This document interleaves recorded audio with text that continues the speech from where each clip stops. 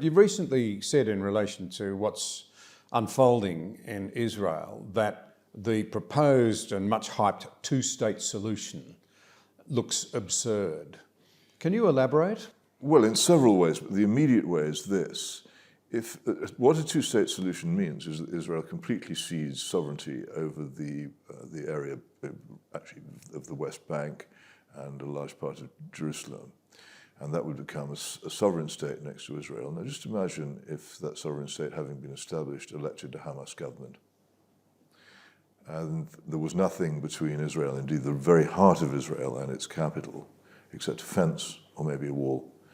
And what we have seen on October the 7th would, I think, make that completely unsustainable as a long-term arrangement.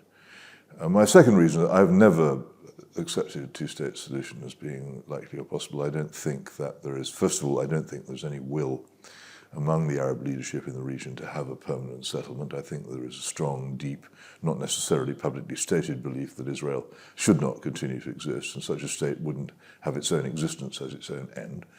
And I also think that if you really want any kind of semblance of peace in the region, it has to be informal. If you attempt to have a detailed diplomatic solution, you'll never get there. The Israelis will never be prepared to concede enough, and the Arab side will never be prepared to put their name to such a thing. And also there was a very interesting point made by Yasser Arafat when he was still among us. He said, "I don't want to be mayor of Jericho." As leader of the great world Palestinian movement, he was an international figure. As leader of a small, poor country in the Middle East without very much in the way of resources or armed forces, he would be a very minor figure. And you can see why that wouldn't appeal. I don't think it's workable, but on the other hand, I think there's a great deal of willingness to live and work together among the people of the region, which is often demonstrated when they're given the chance to do so. But I would steer miles away from trying to formalize it. And I'm always haunted by a conversation I had with an Arab-Israeli colleague from that very interesting group of people, the Arab Israelis, who are among the most thoughtful in the world for obvious reasons, as to who and where they are.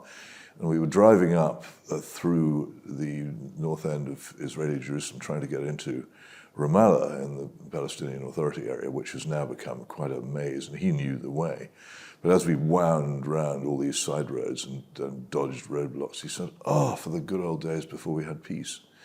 In the years before attempts were made to make a formal peace between Israel and the inhabitants of the West Bank and Gaza, there was actually much more contact between the two sides. Many Arabs went and worked in Israel, brought back good wages, stimulated the economy. Personal relations between the two were much greater. Travel between the two was much greater. Almost unbelievably, there was a time when people from southern Israel used to go to Gaza for the nightlife.